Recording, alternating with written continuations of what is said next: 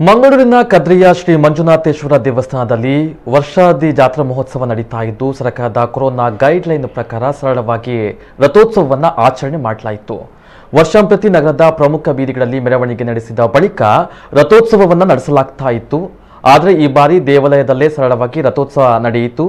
ಇನ್ನು ಮಧ್ಯಾಹ್ನ ದೇವರ ಬಲಿ ದರ್ಶನ ಬಲಿ ನಡೆದು ರಥೋತ್ಸವ ನೆರವೇರಿತು. ಊರ ಪರವೂರ ಹಲವಾರು ಮಂದಿ ಭಕ್ತಾದಿಗಳು ಕದಿರೆಯ ಮಂಜುನಾಥನ ದರ್ಶನವನ್ನ ಪಡೆದು ಪುನೀತರಾದರು.